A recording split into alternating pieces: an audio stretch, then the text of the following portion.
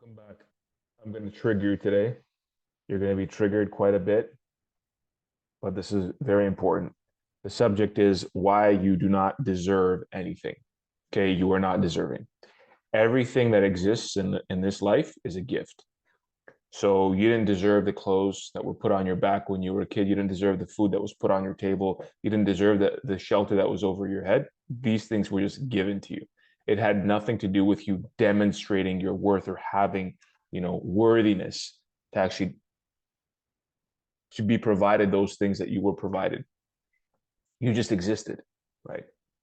Your your existence was enough for you to have the things that you had. So everything was effectively a gift. You didn't do anything to show that you're worthy of those things. And you might think, well, deservedness is internal worth, isn't it? Well, that's the point of this video. So let's talk about it. So if you've determined, I'm going to read from my note, I'll break it down. If you've determined that you deserve something and you don't receive it, you're like, I deserve this, I'm worthy of this, positive thoughts, positive emotions. I see myself in the future, I have it. Ah, this is so amazing. And you don't receive it, then you've implicitly decided that the fault or responsibility lies outside you. Because if you're like, I deserve this and you don't get it, then it's somebody else's fault. It's not your responsibility because you've already qualified yourself as deserving. You've already determined that you are.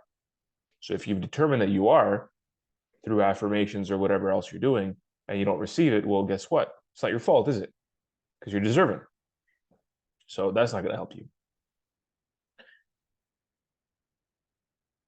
So true deservedness, and I want to break this down because you might think, well, deserving, well, the word it exists in the English language, right? So it must mean that it can be applied in some instances, in some cases, in a specific way.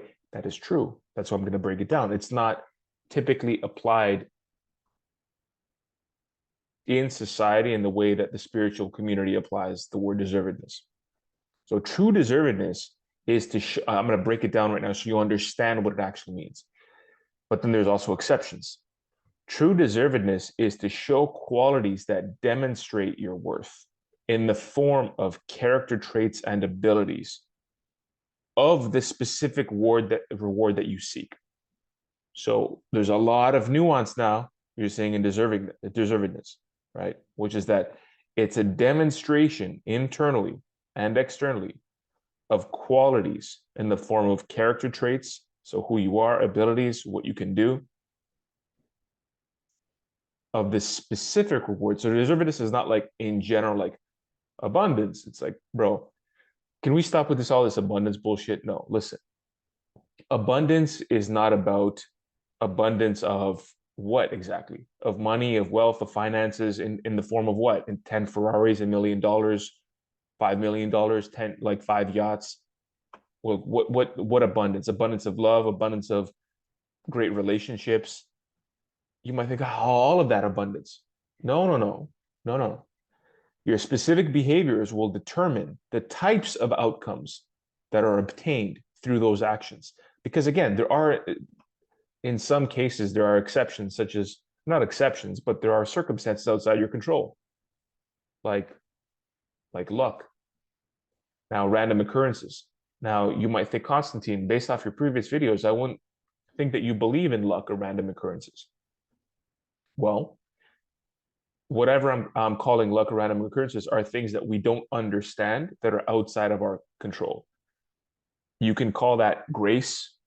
You can call that a blessing. You can call it a curse. You can call it whatever you want. But the point is, it's outside of your control and you can't factor it in. It's called an externality. You can't factor it into the equation because you don't know exactly what's going to happen.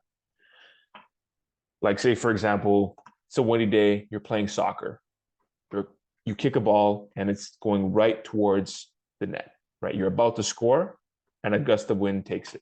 Now, you can call that God, you can call it whatever, right? But the point is, it's outside your control that you wouldn't be able to factor into the equation, given the specific moment of you firing the ball at the net. So there are events, circumstances like that will occur that are outside your control. So keep one thing in mind is that when you experience these events, it has really nothing to do with you. You might think it does, right? But sometimes you have to be able to have that discernment that I always talk about and find out, okay, what is you and what is outside you? Okay. So, but then you have to be very careful with this because then you might be thinking, you might be justifying yourself. No, no, I'm deserving. So the thing is outside of me, right? So you have to be very careful. You should always assume that you're responsible. Because if you don't assume that it is your responsibility and you could have done something different, then you're always going to resort to blaming things or putting the fault or putting the responsibility or pointing the finger outside you. Even if those things are true, even if it's true that the wind took the ball, even if it's true that something happened and it wasn't your fault, it's not going to really help you because the only thing that you can control is what you do. So you have to have these self-corrective measures. So which means get deservedness out of your vocabulary because true deservedness is to show the qualities that demonstrate your worth in the form of character traits and abilities of the specific reward you seek. However, there's always an element of, like I said, luck or random chance, put it in quotes because of all the things I just mentioned. So there's some kind of arbitrariness to success that you can't actually control, right? Or it feels arbitrary. You can call it God, divine intervention, whatever, right? But the words I'm using are like colloquial words that we use in the English language. So please just understand what I'm trying to say. These things are outside your control that you don't understand. Arbitrariness, luck, random chance, these things occur. Okay. So there's always forces outside of your control. And the analogy I give here is the analogy of a game. So who makes you, right, the supreme arbiter of what those qualities are? You're like, I have all of these qualities, therefore I deserve, or I am worthy for because I exist. No, sorry. I mean, listen, you exist. So what? If you're a shitty person and you just decide that you deserve, you should just get what you want because you decided that you deserve it. So keep that in mind. So you're not the supreme arbiter of what those qualities are. That's why you have to always self-reflect. You have to internalize things. You have to read history, read philosophy, or at least, meditate, get different perspectives, talk to different people, right? Get an outside sense of, are you thinking about things in a way that is inherently limiting? You may not necessarily take somebody else's perspective, but it's good to have different perspectives so that way you can internally gauge whether what you're doing is something that you should just continue doing because there's no like corrective action. There's no, like, say for example, one of the offers that I'm on, we have a teams model. So we don't give one person the authority to make recommendations for their client, which means we make decisions collectively as a team. Why? Because there's quality control, right? If one person makes a mistake, somebody else is there to catch it. So two brains are better than one, three brains are better than two, right? As the saying goes.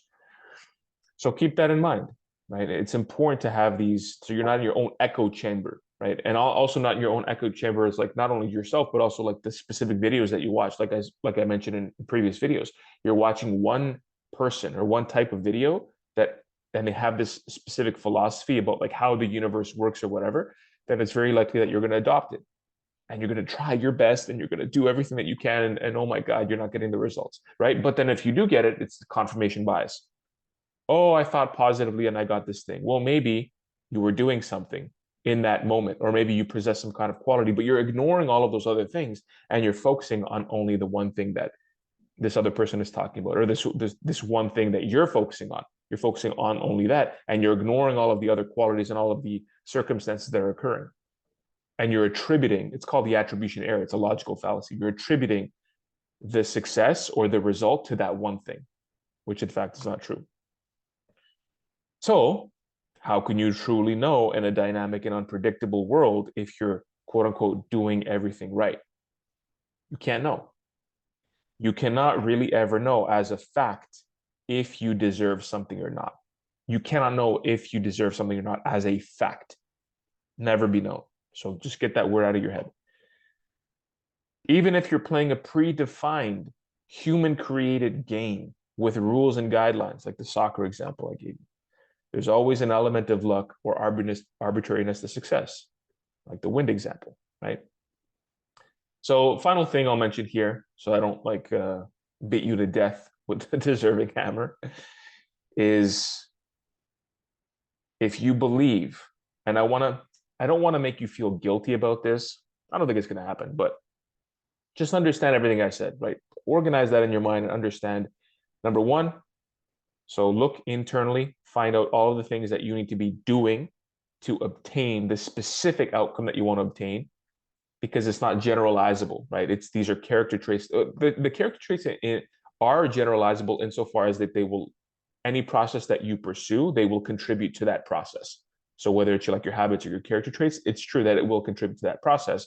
But once you engage in a process, remember that you have to do things related to what you're doing to obtain the result associated with that process. So what I mean by that is, well, you can have all these positive character traits, but if you're pursuing a relationship or you're pursuing a business, those two things are going to be like different processes depending on the specific outcome that you want to obtain, right? Whether it's X amount of dollars per year, or having two kids with the woman of your dreams, you're going to go about those things in a different way as far as their processes. But internally, you need to have like a certain set of qualities or attributes, abilities that will allow you to apply those things to different processes. So finally here, if you believe that those who receive deserve, so you say I'm deserving, right? So I should receive. Then those who do not receive do not deserve, right?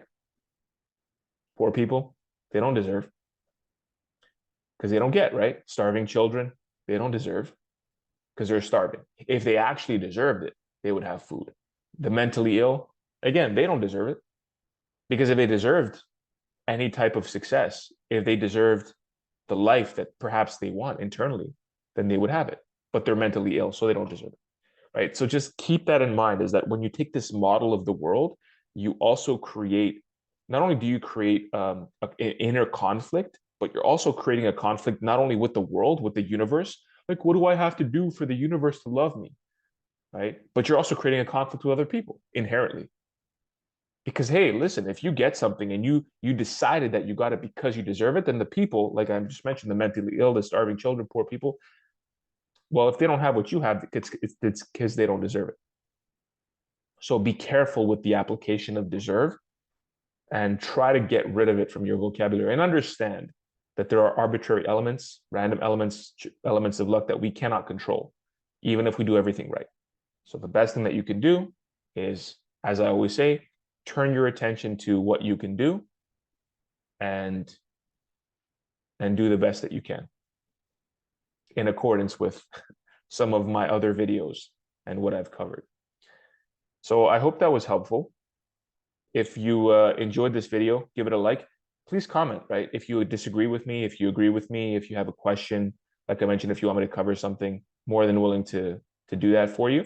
And if you want to message me, you can, check my bio, send me a message there. Otherwise, I will see you tomorrow as usual.